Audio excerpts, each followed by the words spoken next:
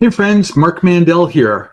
I wanted to take 5 or 6 minutes while we're together today to introduce you to one of my best partners that I get the opportunity to work with on a day-by-day basis, and a company I could not be more proud of called Luminoso.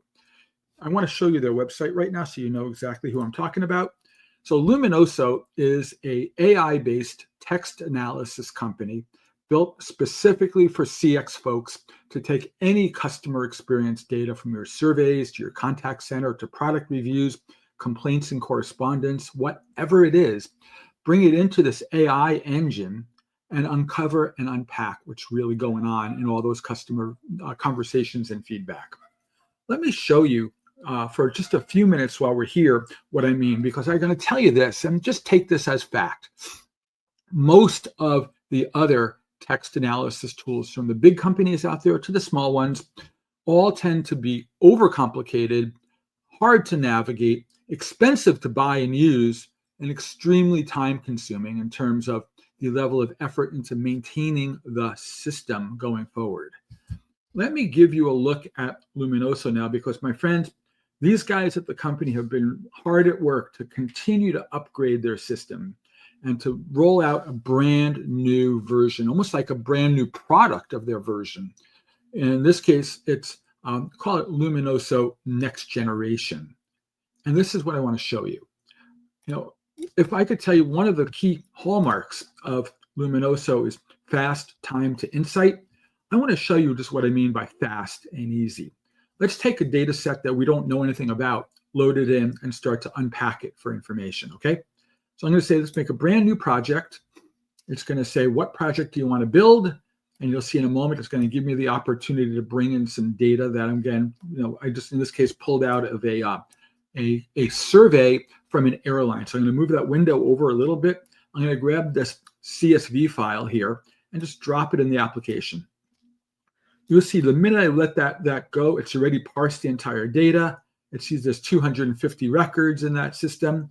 It's broken down the pieces of data from the date of the feedback, since again, as an airline survey, what service class that customer was in, if they completed the Net Promoter Score question, what the likelihood to recommend score was, and if they shared an open comment verbatim, what did that look like? And I'm going to say, go ahead and create a project. Now, if you're like most other systems outside of Luminoso, creating some meaningful insight out of brand new data could take a couple of days to pull together, to tune up a taxonomy, to build dictionaries out, keyword lists, whatever it might be. This, you'll see, I did nothing more than drop a file in, and it did the rest of the work for me right here up to this point.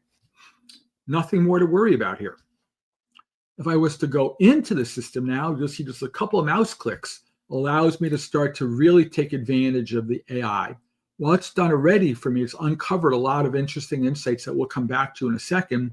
This brand new Add with Helios button is really important.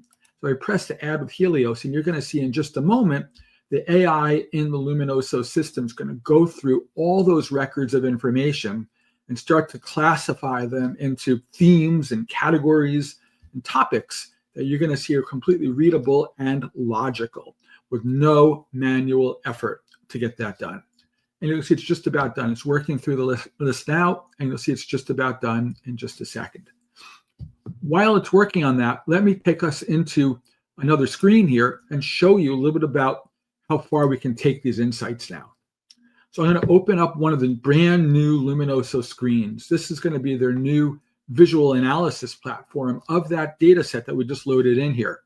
And remember, since this is an airline data set, you're going to see it's very, very easy to start to break down that data. We'll see the customers are roughly 50-50 between premium and economy class service.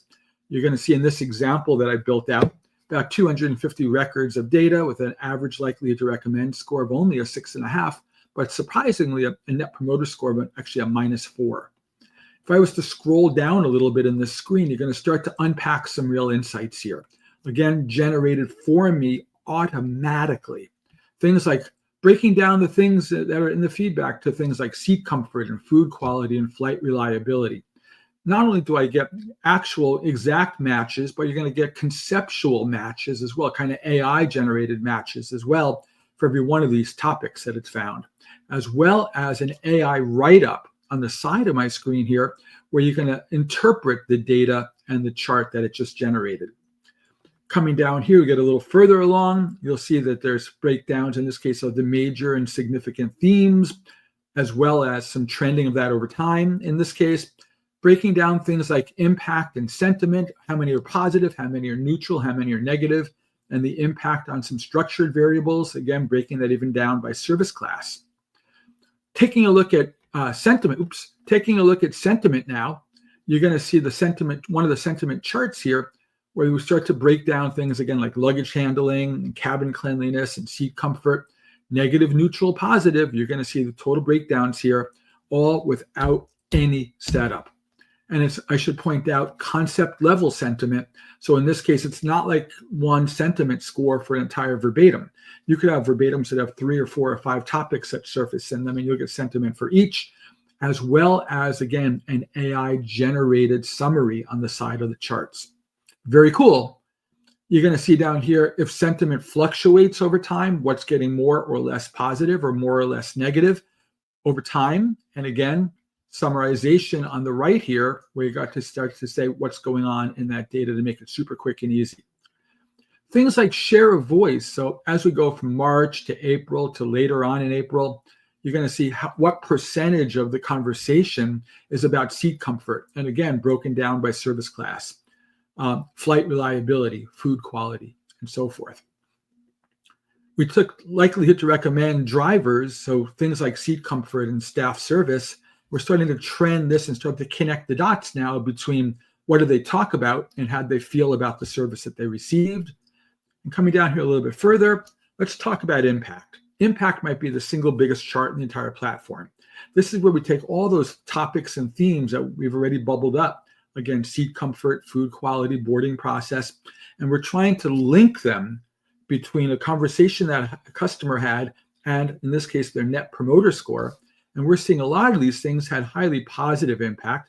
Some had a little bit of marginal impact. But interesting enough, cabin cleanliness has bubbled up to be a significant force down in terms of how that customer feels about the service they've received. It is, in fact, hugely negative. In fact, it's nearly half as hard as people who didn't talk about cabin cleanliness. So let's just scroll down here now, guys. Check this out. Now we have the ability to understand those linkages. So when we drill into our likelihood to recommend and what's driving it up or down, you'll see this horizontal line here. This horizontal line here represents the average likelihood to recommend score, again, of about a 6.5. And you're going to see the things that are above that line are things driving the service up, or the quality up, or their NPS up. And again, you're going to start to unpack the fact that cabin cleanliness is standing out to me as being a huge suck down in terms of that likelihood to recommend score. But even that's a little too high. So let's come back and drill in a little bit into cabin cleanliness. And you'll see on the right-hand side here, guys, that we have unpacked just the cleanliness topic. We're going to see that dirty cabin was a huge detractor point down here, although it hasn't happened all that frequently in terms of total matches. But if you look at even this, the smelly plane, that's bubbling up. And that's also causing detraction. And again, it falls into the cleanliness bucket. But my friends, if I scroll down one final time, I want you to take a look at this. The AI in the system is making recommendations for intervention. And it's telling us in order here, do these 4 or 5 things and you'll get a much higher net promoter score. And by derivative of that, a more satisfied customer. Fix delays in communication issues, improve seat comfort and cabin cleanliness. There's that cabin cleanliness again. Fix the entertainment system reliability because people are complaining about broken units in those seat backs. Enhance staff training for better service and even improve baggage handling. It's telling us in no uncertain terms, we make this our action plan, my friends, and you're going to be able to have a far happier customer experience in this airline. My key takeaway for you, though, guys, is all of this output, all of these findings happened with no setup, no effort. We dropped the file in and we said, tell us what you want to know. And there it all is. Can't get faster than that, guys. I'll see you around the block.